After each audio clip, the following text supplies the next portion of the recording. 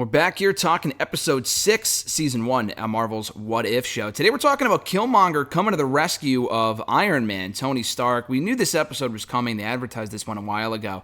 I was looking forward to it, but I did not expect it to take the turn that it did, which I guess you can kind of say about a lot of the episodes we've gotten so far. We are nearing the end here. We got 3 more episodes after this one. One of them is likely kind of an interaction between all the people involved with these episodes, as Chris pointed out in the DMs a couple days ago, based off the mid-season trailer they put out earlier this week. So we have that to look forward to. I am curious what the rest of the season is going to look like coming off of this episode. And then we also have Hawkeye to look forward to as well. The trailer they put out for that just earlier this week, the whole Christmas theme around that. But talking about episode 6 of What If here today, the Killmonger Tony Stark episode, BR_Doctor. Chris Mueller, what's going on, man?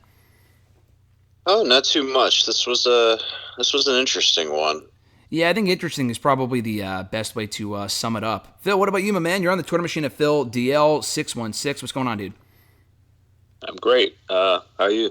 Doing good. I mean, let's get right into this, guys. So, like I said, we knew this episode was coming. I feel like this was one of the more promoted episodes up to this point in the season, so I was very curious as to what it was going to look like. All we knew was that Killmonger, being a Navy SEAL and all this other stuff, that was the connection there, and his infiltration of the 10 rings, as we found out, that he was going to save Tony from the very opening scene of Iron Man, and that's exactly what happened. Beyond that, though, we had no idea what was going to transpire from him killing Tony, killing Rhodey, killing Black Panther as well, killing T'Challa, and then kind of going to war with Wakanda and all this other stuff. Just a lot of crazy shit. We saw like 3 or 4 movies merged into one here, from Black Panther, Iron Man, and a lot of other stuff in between.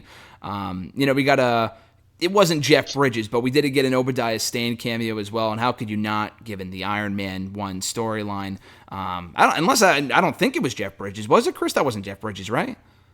It didn't sound like him to me. No, I don't think it was him. I mean, then again, there's been other people that haven't sound. It wasn't him? I didn't check the cast, but I'm pretty sure it wasn't. Yeah, I don't think it was. But we've had other people before where it didn't sound like him, and then it ended up being that person. But I'm pretty sure it isn't. That guy that before we go into the episode itself, I want to get your guys' thoughts on this. The guy that played Tony Stark sounded exactly like him. Now, do you guys know, first of all, who played him? But second of all, if he's done other stuff with Marvel as far as doing Tony and Iron Man in video games and stuff? That might be the guy who does Tony Stark in most of the Marvel cartoons, because they have a guy who sounds just like Robert Downey Jr. doing him in a lot of shows. He sounds extremely like him, yeah. I think that's what it is. I think it's the guy that does the Disney cartoons as well. Okay, that would make sense. I mean, he sounded exactly like Robert Downey Jr. Were you guys impressed with him as I was? Yeah, I thought he did. Yeah, I thought he did a great job. And that was honestly one of the highlights for the episode for me. He was in this episode quite a bit, so I thought he did a great job. But let's get right into this. Chris, I'll start with you. Your overall thoughts on the episode and the twists and turns, a lot like the other episodes we've seen so far, that this one took, and as far as whether you saw it coming and everything else about this episode. I mean, they released us like a really short trailer for this one, which I don't think they've been doing for every episode, but I did watch that, and it was like the first 3 seconds of him saving Tony in the trailer.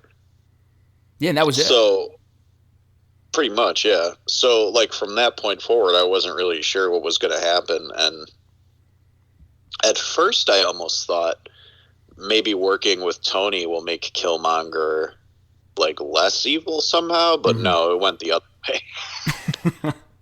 I mean, did you think there was a possibility of Tony kind of joining the dark side as well, so to speak, or did you think that it was kind of go down the way? I mean, like you said, there was a chance that maybe he would be kind of, in a wrestling term, become a babyface, but obviously that was clearly not the case. He still had the same motivations that he did in Black Panther. He just took a different way of getting there, which I thought was really interesting, and it led to a lot more deaths, too, so is the world better off without Tony Stark becoming Iron Man, or is it worse off?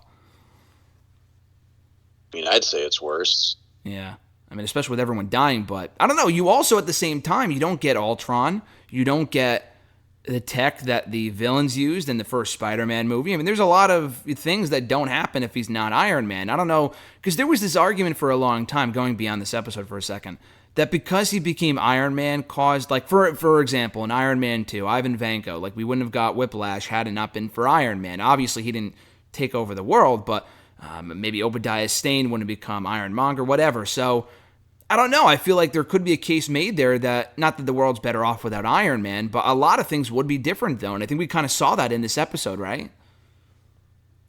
I definitely think Wakanda is not better off without Iron Man. I think without him being there to stop the government from using his designs of the Liberator and some of the other stuff, that's also bad. Now, given he didn't invent the Iron Man armor for them to steal, but they still are stealing some of his other tech. Yeah, exactly. I mean, we saw a lot of that in this episode, too. I mean, Ulysses Claw was involved. We had Andy Serkis back reprising that role. I thought he did a great job. I was maybe not surprised that he was back, but he's a pretty notable actor. Phil, were you surprised to see Ulysses Claw, or rather Andy Serkis reprise his role as that character for this episode? No, I figured we were going to see Claw again because of his connection with Killmonger. And I was just kind of hoping we get Andy Serkis. Just turned out we did. Yeah. What about you, Chris, on the Andy Serkis front? I mean, it doesn't surprise me that he would come in and do something like this. He's the kind of guy who seems like he's willing to do small projects and small roles if needed. Mm-hmm.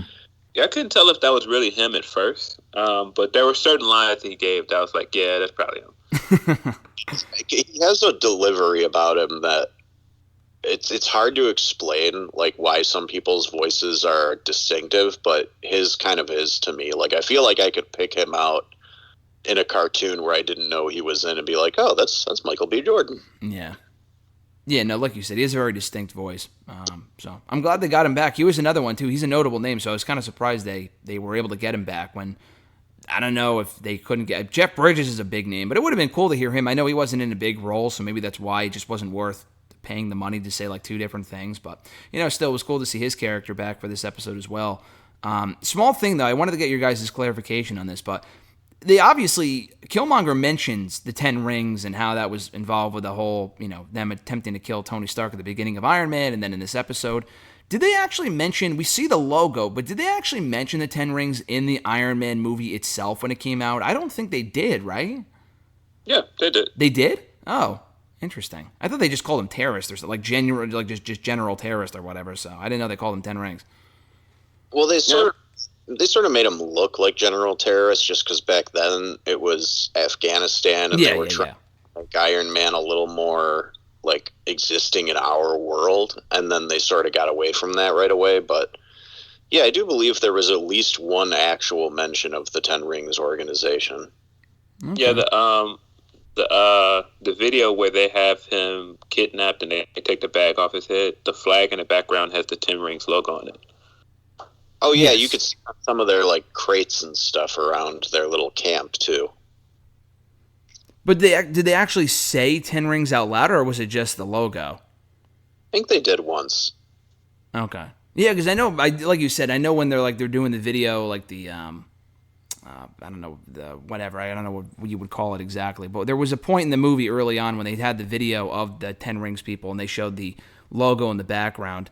And I don't know if they actually said it by name, so I'm glad they made that connection here for people that were confused or whatever, because I feel like it had been so long since it was mentioned. I know we've seen references to the 10 Rings, obviously, prior to the most recent, Shang-Chi release, but I'm glad they made that connection here as well.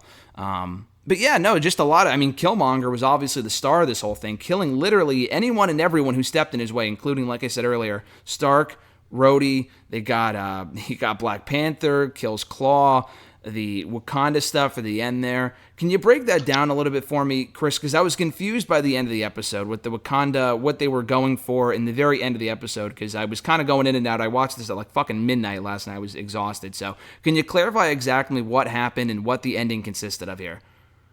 Well, it basically looked like Killmonger positioned himself to look like the hero. He didn't necessarily go right for the jugular and kill T'Chaka, who I'm pretty sure he knows killed his father, because he did in the Black Panther movie, so I don't know why he wouldn't here. Mm-hmm. It seems like he's still like undercover as a bad guy almost at the end of the episode, which I thought was a little weird, but if they are planning on continuing some of this in future episodes, then I'm not that surprised.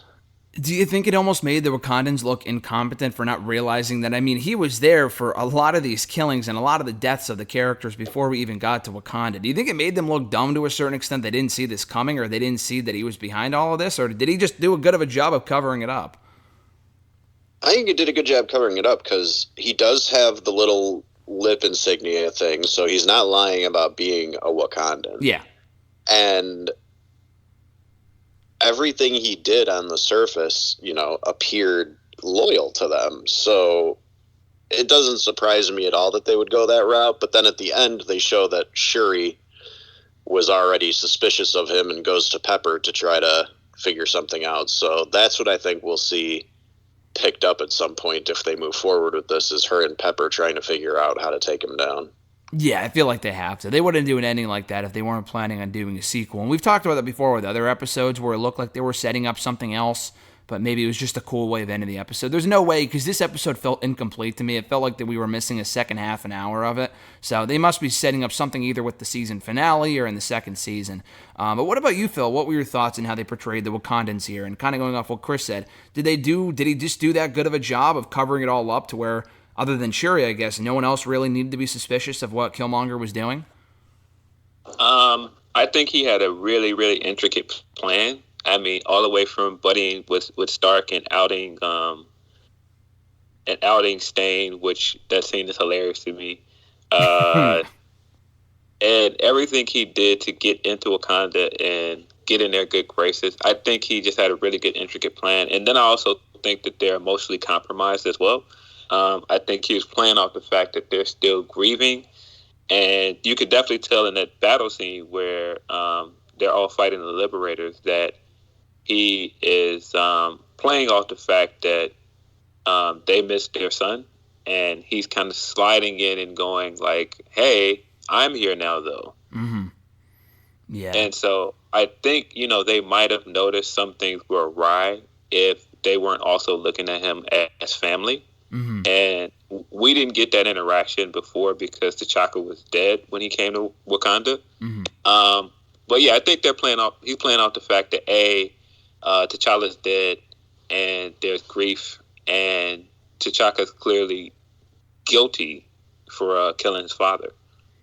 I mean, does this episode just further solidify that Killmonger is one of the best villains in the MCU? I mean, it was kind of already evident in the Black Panther movie, but with the way that he went about things here, kind of going off what both of you guys said, I mean, it was pretty fucking brilliant from the moment that he linked up with Tony Stark. Does it further solidify him as one of the best villains in the MCU? I'll start with you, Phil. Yeah, I think so. I think I think all of his plans up to that point were laid out pretty well. The only mistake I felt like he made, I think he shouldn't have killed T'Challa so soon. I don't think he would have gotten found out as soon as he did if he didn't kill T'Challa. I feel like at that point, he just wanted revenge. Yeah, and I also think they probably would have done it at a different time had, again, this episode was only 33 minutes long, and they had to kind of rush through some stuff, so I'm not too surprised that he killed Rhodey and T'Challa at the same time. What about you, Chris? What, does this change your perception of the Killmonger character and make him that much stronger of a villain in the MCU from as far as the canon goes? I mean, he was already one of the stronger villains just in terms of character development. Yeah. So I don't know if this episode changed anything like that, but it definitely made him look a little more tactical in his approach than Black Panther. Because in Black Panther, he sort of just goes in and is like, I'm going to challenge for the throne and let's fight. And in this one, he got a multi-step plan and enacts it perfectly. So this was definitely a little bit more of just a long-standing mission that he sort of put together instead of just, hey, I'm here and I'm blood, so let's have this spear fight and see who comes out on top. So how long does this episode actually, like, what's the timeline here? Clearly it starts in 08 when Iron Man takes place, 08 or 09. When does it culminate, though? Is this all, like, within a couple of weeks period, or is this over the course of a couple of years, you guys think? Months, maybe. Months, okay. That's Yeah, crazy. months, maybe weeks. Yeah, Tony had developed, like, a little army of drone suit things, which reminded me a lot of Vanko's creations in Iron Man 2. But yeah, it was probably a few months, would be my guess. It seemed like they went through it pretty quickly. So the Black Panther movie took place, I know it came out in 2018, but did that take place after Civil War in 2016 as far as the timeline goes in the MCU? Yes. Because, Okay. Like coming home from Civil War at the beginning of Black Panther, isn't he? Isn't that kind of how they make it seem? Yeah. Yeah, because he's watching a clip of his dad's death on the screen on the flight home. Oh, okay. Yeah. So with that being said then, I mean, I noticed in the episode, I don't know if they did this intentionally or not because it's animation, but I mean, Shuri in the movie she was a teenager, right? So she's probably 8 years younger here. I mean, did they ever establish how old she is in the movie? I thought she was no younger or no older than like 18, 19 years old. So that means she'd be like 10 here, right? They definitely made her look like a kid, so I'm assuming you're right. Yeah. Any other thoughts on that, Phil, as far as like the Shuri character and how they portrayed her here? I thought it was great that if anybody would have figured Killmonger out, it was her because she's the smartest person in the room. Yeah. I thought her being suspicious of him from the very beginning was smart, and I also think like her being the guy to find Stark's message or whatever that docket of information is. I thought that made perfect sense. Yeah, I just think it was interesting to see her also play off T'Chaka because we didn't see that before. Oh, yeah, good point. Yeah. Yeah. No, having him around for this episode was interesting because obviously he wasn't for, the entire Black Panther movie because he was killed off in Civil War. So, I didn't even really think about that. But going off that and kind of going off what we mentioned earlier that Chris was talking about, Phil, do you think we're going to see a second episode of this episode in the second season or maybe even some follow-up in the season finale if they do some sort of like connective episode, like a crossover with all these episodes? Yeah, I think we're definitely going to see it again. I think the other part that we saw a younger version of Shuri, but we saw a younger version of T'Challa's mother as well, and she was still General of the Dora Milaje. Oh, right, yeah. Okoye hadn't been promoted yet. Mm-hmm. Yeah, she was out there kicking ass that whole time. Yeah, that's another thing, too. Yeah, I think it's cool that we kind of get, like, a lot of the events from Black Panther, we just get them 8 years earlier, so to see a different spin on it with T'Chaka around and the mother, I think is really cool. But other than that, I mean, it was a pretty straightforward episode. There weren't any subplots. I mean, it was basically the Killmonger story here, and it was all about him. And I thought they did a great job with it. Was there anything else from this episode that stood out to you guys as far as things that we didn't either discuss or any Easter eggs? Because I feel like this episode was a bit light on those. I thought it was cool that that gun that Killmonger killed Rhodey and T'Challa with is like it looks like it's a finished version of that tech that Stain used to take Stark down when he figured out that it was him. Yeah, it was cool to see that tech back. Yeah, no, I was curious when I first saw like what he was exactly doing, but yeah, no, then I made the connection to the first movie. What about you, Chris? Yeah, that actually was one that stuck out to me too, because in the movie it's like a little remote control thing that he has, and why haven't we seen that more, either used on her or Wanda, or I feel like we just don't see that used enough, or on Tony. I'm sorry, on either her or Tony. Yeah, there's a lot of tech like that in the Marvel universe where it's like, well, why don't they just use this? It's one of those things that like it might just be a little obvious cheap or something. Yeah, they want to coming up with new gimmicks. So yeah. Yeah, I thought it was funny the entire time that Killmonger's was clawing. I was like, yeah, he's gonna kill you. He killed you in the movie. He's going to kill you again. So when he did it again, I was like, fell for it again. I was gonna say I was thinking that exact same thing. Like he was alive for most of the episode, even more, even longer than most of the other main characters. I'm like, this fucking moron's gonna fall for it again, and sure enough, like you just said, Phil, he got killed pretty promptly before the end of the episode. Like, what a fucking idiot! Like, the more things changed, the more they stayed the same as far as that stuff goes. So, yeah, that was pretty funny. But yeah, no, I thought it was an interesting episode. Have you guys seen any online reaction as far as other people liking it or not? I was kind of off social media yesterday, so I didn't really see if people were reacting to it, if they liked it or if they hated it, because I saw a pretty strong reaction to the Doctor Strange one. But I don't know what the reaction was to this one, though.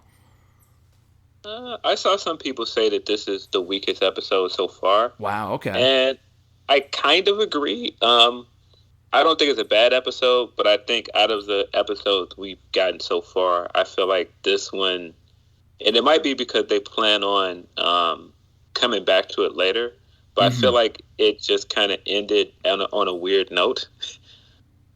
It did. It did, yeah. I agree with. But I saw a lot of people just happy to have Michael B. Jordan's character back in the MCU for a minute. Mm-hmm. That seemed to be the main takeaway that I saw online was, oh, it's so cool to have Killmonger back. And people still think he's one of the better villains in the MCU, so it is a little sad to think that we might not get him back in live action again. I know there's always these rumors, but I think he's denied being in the next Black Panther movie, so I don't think he's coming back. You can always bring him back in some way. Multiverse. I mean, we've got the realm of the ancestors. You can always use them in like flashbacks or something. I did think it was a great scene when he takes the herb and he goes and he comes back to life in the land of the ancestors, and T'Challa's there and he asked him if it was worth it. Oh, right, at the very end. Yeah, I forgot about that, yeah. But yeah, it kind of ended abruptly, so I'm in the same camp as you, Phil. I kind of feel like this wasn't one of the stronger episodes, but I don't know if I'd call it weak, because if they do plan on following it up, then it'll all make sense. But one thing I thought was interesting was that in the beginning, when the Watcher was sort of giving his voiceover, you actually see him in the sky, like more clearly than normal. Yeah. And it just feels like they're slowly ramping up how present he is until he eventually interferes, because you know he's going to. That's what always happens. I was going to say, do you think that's what this is building to in the season finale? Because like you said, Chris, I picked up on that too. They're starting to slowly and gradually show more and more of the Watcher. I mean, that has to be what they're building to in episode 9, right? With some sort of whatever crossover they're building to. Yeah, even if it's not every episode meeting up, even if they just decide to take a few different characters, different ones, and put them together. But yeah, it feels like something is happening that will involve him in the end. Yeah, I mean, it has to be where they're going with this. I mean, especially with the way that they've, again, like you said, they've started to slowly show and reveal more of the Watcher. So I've seen some people say that maybe they'll show him, I don't know how this would work exactly, but who voices the Watcher again? I forgot his name. Jeffrey Wright. I've seen people say that he's going to be, he'll be shown in live action as the Watcher, and then they'll incorporate into the animated world somehow. I don't know how the fuck that would work, but it would be interesting.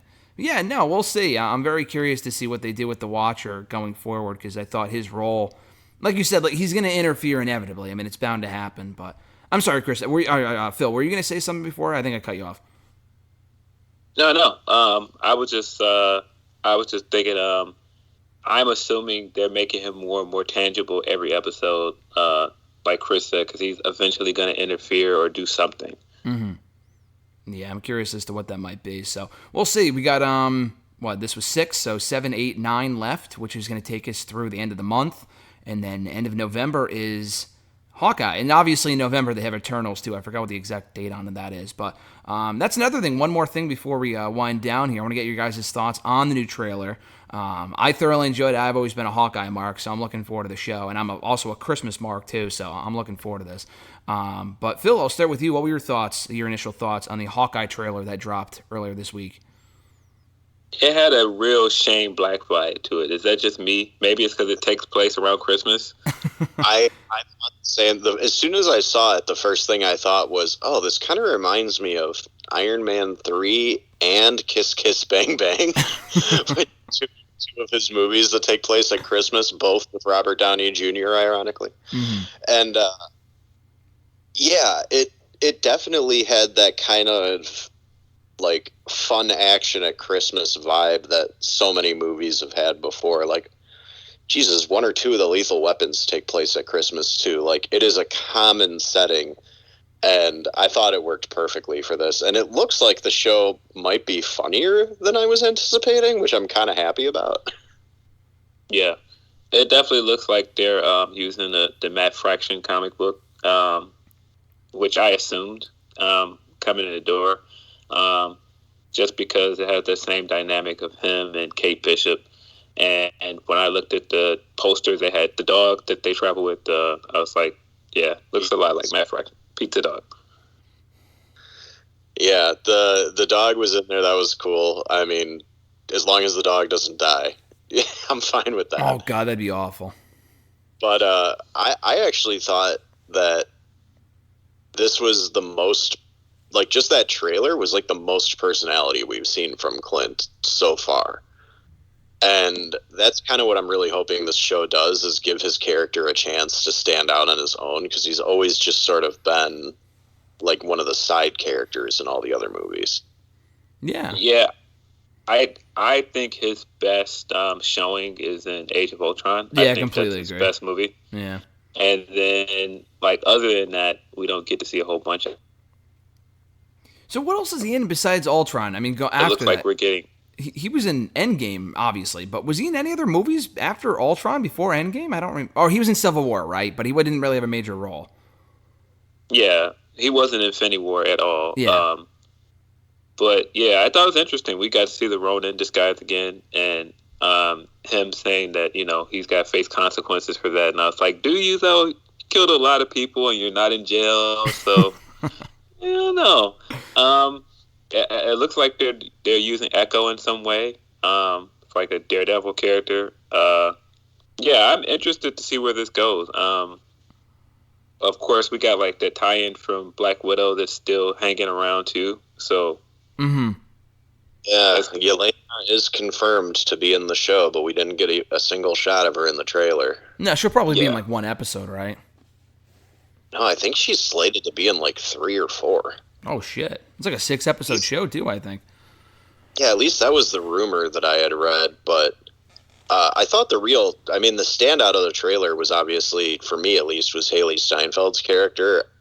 I thought they did a good job with her, like, just, she feels like Kate Bishop, like, really quickly, to me. So this is a dumb question, but in the comics, was Kate Bishop his daughter, or was that always just his protege type character? There's no blood relation, I don't believe, in any of the comics. It's just that she's another good archer. I thought for some reason they were going to groom Kate Bishop to be his daughter in the MCU, because they were, I don't know if this was just intentional, but remember at the beginning of Endgame, he was teaching his daughter how to use the bow and arrow. I don't know if she's going to factor into any of this, but it's probably just going to be Kate Bishop, right? I would guess so, but I wouldn't be surprised if they had a plan in place, because it is the same young actress playing the daughter in the trailer that was in that movie. And that's the daughter of one of the Russo brothers, too, which I completely forgot about, or either didn't know until like 2 or 3 days ago, whenever the trailer came out. I completely forgot about that, which I thought was funny. I mean, this has got to further solidify your theory, Phil, that we're getting a Young Avengers probably on the sooner side, right? Oh yeah, it's definitely happening. There's either there's going to be a show or there's going to be a movie at some point. Yeah, it's inevitable. I'm sure. I think they did you guys see this? But didn't they announce like 3 more Marvel movies or something? I don't know if we discussed it over the DMs or if I just saw that somewhere else. But didn't they confirm 3 more Marvel movies? But they didn't say what it was. Yeah, I think the big speculation is that one of them's Blade. Yeah. One of them will probably be like an Avengers-style thing. And I think Deadpool 3 was the other one I saw being thrown around, but I don't know what else they were. It's probably too soon for Fantastic Four, right? Maybe. It could also just be a sequel to one of the other projects. Yeah. Like it could be a Doctor Strange 3 or a whatever. Yeah. Who knows? I'm not sure what else it would be, yeah. We'll see. And then one last thing as far as this show goes, but I had seen some ties. I'm not saying this is going to happen or I think it's going to happen, but it is an interesting theory to keep in mind. The show does take place in New York City. The show comes out around Far From Home time, or not Far From Home, No Way Home time. I've seen some thoughts that, I mean, especially with the rumors going around in the last couple of months, we could get Vincent D'Onofrio reprising his role as, Kingpin in this show. Do you guys think that would be a possibility at all, or is that completely far-fetched? I don't know. Of course, I would love it. But I don't know. Man, I wonder like how much truth is it too? Because there's been that rumor for a while that they're going to bring Charlie Cox back. Mm-hmm. I don't know. I think if you bring anybody from the Netflix shows into the MCU, it's got to be Daredevil and Kingpin. Yeah, that's the popular speculation I've seen online. But what were you going to say, Chris? I was just going to say I agree. I mean, D'Onofrio just destroyed that role. Like, he was so good as Kingpin. They got to use him again if they plan on bringing the character in. And it would be kind of fun if they found a way to tie this into the Spider-Man movie, because the Spider-Man movie comes out, like a month or two after this ends, right? It comes out while the show's still going on, I think. That's the cool thing.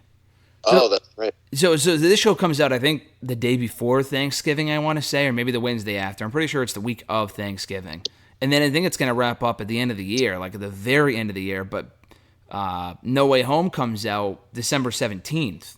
So I don't know. I doubt they would do a situation. I mean, they still could because they've proven to do it before. But as we've spoken about before, could they do something along the lines of a Winter Soldier, Agents of S.H.I.E.L.D. type thing where they do a big reveal in the movie and it follows into the show like the subsequent week or the same day or whenever the fuck it comes out?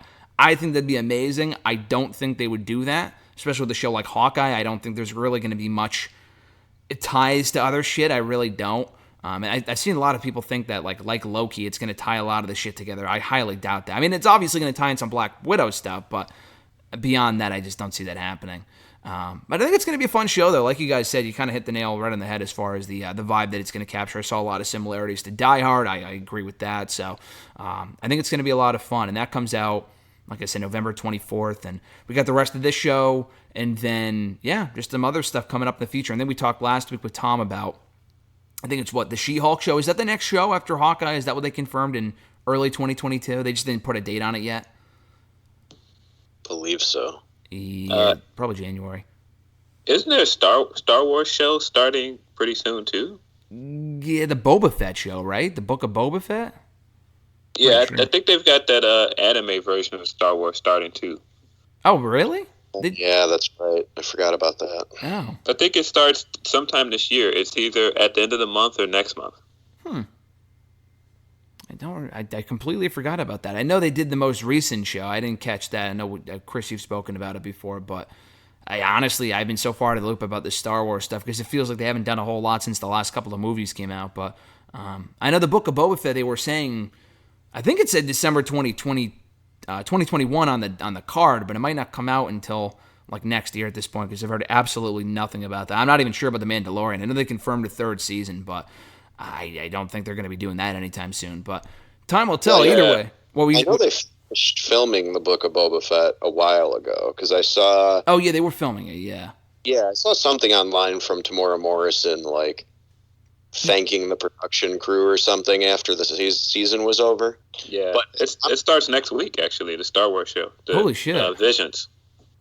Oh, Visions, that's what it's called, right? I haven't really seen much on that. Have they released many trailers? I'm going to have to look for that. That's crazy. I haven't heard anything about that at all, so they got to start revving up their hype for that show because I don't think there's a lot of buzz around that at all, but we'll see. But yeah, no, I'm looking forward to the rest of this show. We got 3 episodes left, like I said. We got a lot of movies to look forward to as well, so the remainder of 2021 looks strong. But we'll be back next week talking episode 7 of What If here on the show. I don't know what it's going to be about. They haven't put out a trailer yet. There's only so many things it could be about. We still have a Thor episode coming as well. And then at least one more Black Panther appearance, but I would have to imagine it's probably in the finale if they do some sort of crossover. So that's worth looking forward to as well. But Chris, Phil, this has been great, guys. I look forward to the next one, and I'll talk to you next week. Thanks.